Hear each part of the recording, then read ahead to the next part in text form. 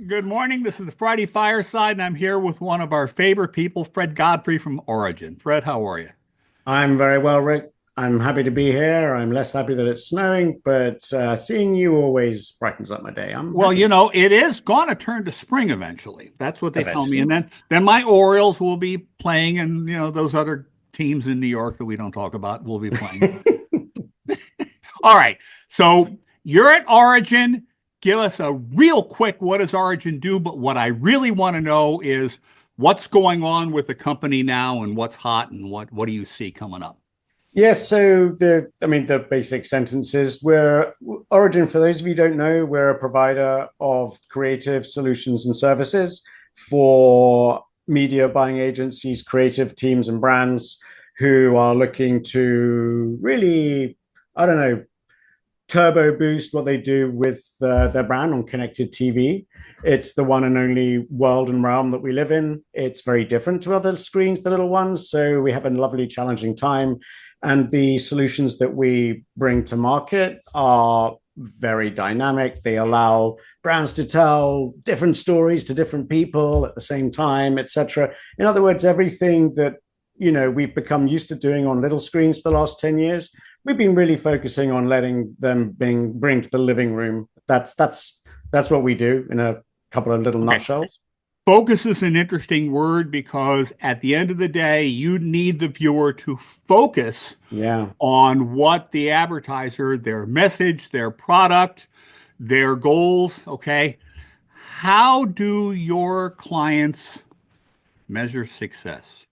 Well, we write so much about this as well. One of our rules is that we sell guidance and thought leadership probably more often than we sell our own products because we've been in it for longer than most and care, I think, as much as most people do.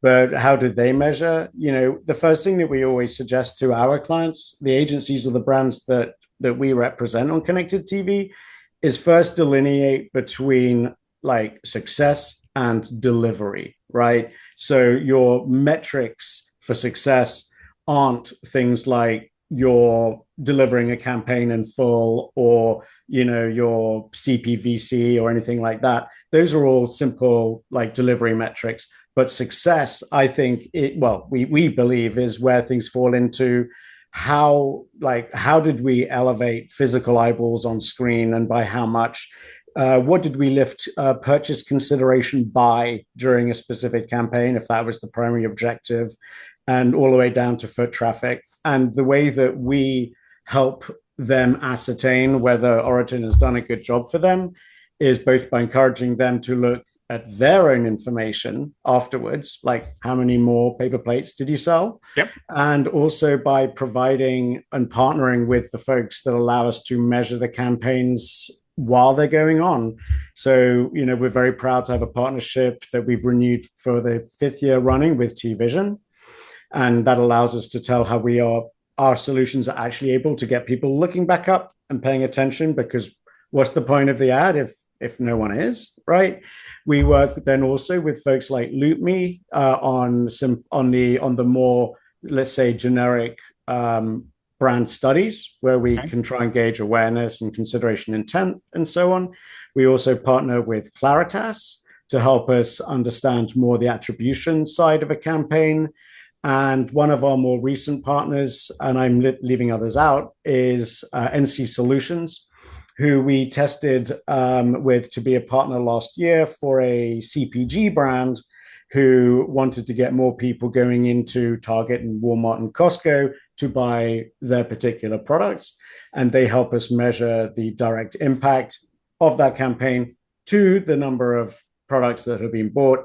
And then they go back and fact check what NC Solutions is telling us and telling them against how sales actually look. That's Okay. that's how we do it. We get pretty deep. Okay. So one of the things I always get tied up in, and I used to work for a guy who used the phrase tied up in your underwears. One of the things that makes me get tied up in my underwear is attribution. Okay. The whole last click. The fact that the ad that I saw while I was putting on my hat before I Yeah. went to the store to buy a thing, that ad technically gets credit for me, even though my interest in the product has built over time, the stories that have knocked around, certainly a big piece of brand, because generally I'm not going to buy something I haven't heard of, right? Mm, But we get generally. really focused on what happened right now and what did you do right then. You have ways around all of that with everything you just mentioned, right? Yeah, Claritas in particular, when it comes to like online attribution and conversions. Yeah. So, what better way to explain than to gloat about a case study and a client, right? Orange Theory Fitness is a great example. Okay. They are a client of ours back in 24. We were tasked with getting more people just through what they saw on TV to visit, the OTF site and to learn more about, sign up to a free thing, and maybe even subscribe to a membership, right?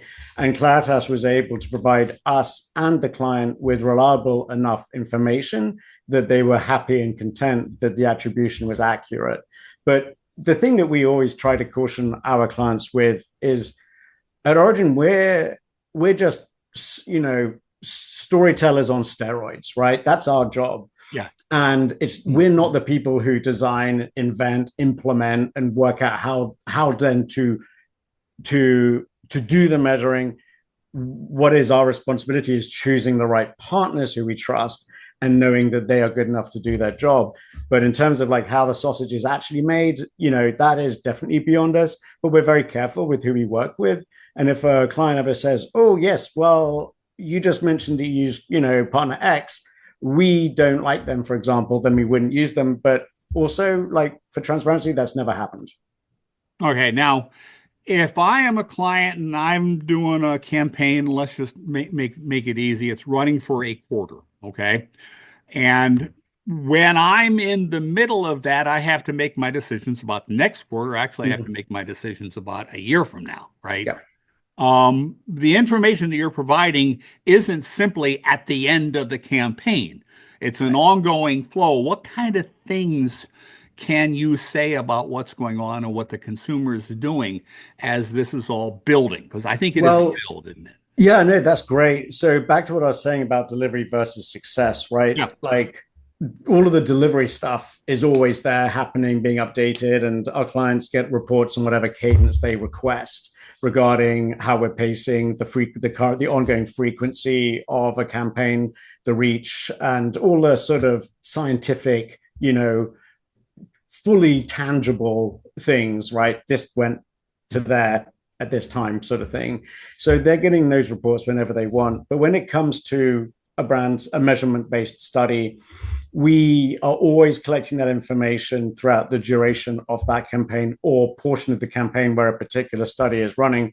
And while the reliability of that information may evolve over time, what we do, because what we do is so different in terms of our creative capabilities for our clients, we actually require that data back for ourselves during a campaign because we use it in a ongoing feedback loop to understand, oh, this, for example, this particular incentive in an origin overlay on top of their ad is doing a lot better than this one. Well, we should do something about the one that's not doing well. Yep. Right. So we just make sure that when we do share that level, that side of the information with the client, that it comes with the general, reminder, this is not yet statistically probable or reliable. It's still quite nascent, and a lot of things that will happen are required for it to become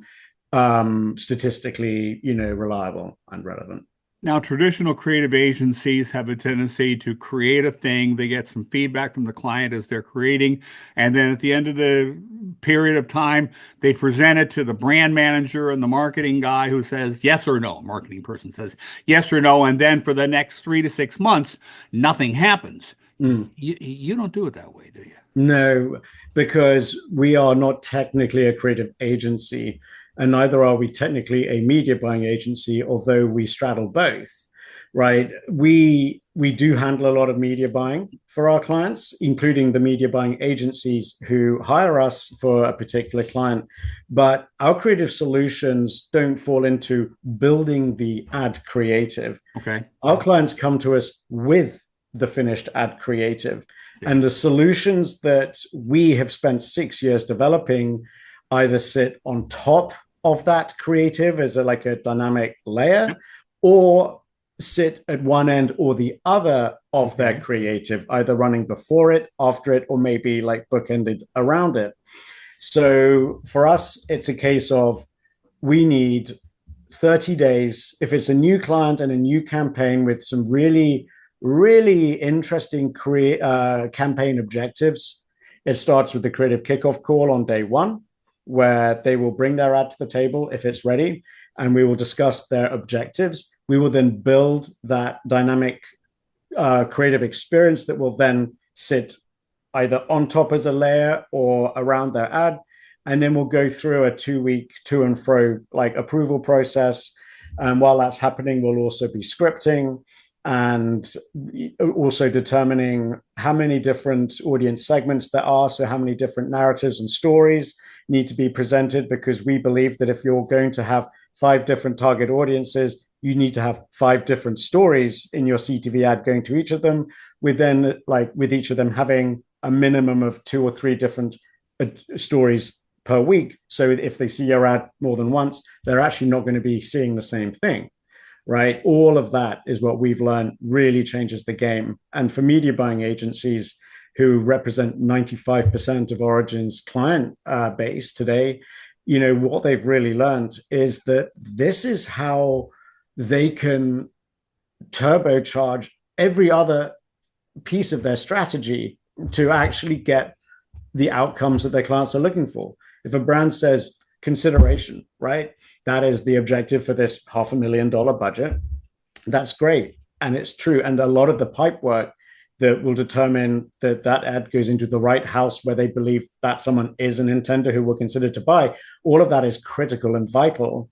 But where we come in is then layering that sort of zhuzh to the actual thing, to the poetry that consumer sees, pushing them over, right? So they're maybe taking the horse to water. We're really convincing it to drink, or helping the creative convince it to drink. Okay. Excuse my French. That sounds like a lot of fucking work, dude. We do, yeah. Do you ever sleep? I don't personally, but I hope to think that other people at Origin do. But if I'm not working and I'm not sleeping, me, I'm out with my camera. I'm doing something. I'm kind of hyper. Yeah, I get that. Okay, now if you're doing an overlay on a 30 or an overlay on a 15, I would assume most of your stuff is in 30s and 15s. Do you do a lot of 60s? Anybody doing 60s? Pharma. I mean, I think I think pharmaceutical brands okay. need They to got do 60s and 90s, and they got 20 seconds worth of guys talking really fast in a low voice at the end, We've even run a 2-minute spot. Lord. Okay, so now let's come back to, I understand you're going to do an overlay on a spot that is already in existence or scheduled to run. And so you're working collaboratively. Yep, we got this idea. It's going to look like this. You said, okay, we can do this and this and this and that. The other thing, if you're going to bookend the spot, doesn't somebody have to buy more time? Yes. Either us as the media buyer representing the agency or the brand, or they do. Yes. There is more time involved if it's longer. On average, if we make an ad 15 seconds longer, they typically probably need to buy about 15 seconds more. Okay. All right. So you're obviously the CTV platforms and the channels and all the rest of that are happy to sell you the time. Do you run into a snag where somebody says, I'm sorry, I don't have the time in that, or are we programmatic and we don't really care when it runs? I think a lot of good publishers would like to convince everybody that they're always 100%. No, of course they're not, but they might be 100% sold out on a specific show or specific day of the week, or in a genre. So that's where negotiation comes in. Possibly. Yeah. I mean, one of the things that is a unintended side effect about some of our like sort of adaptive, native, creative stuff that we do to ads is that we actually have proven to create like a halo effect around the entire pod.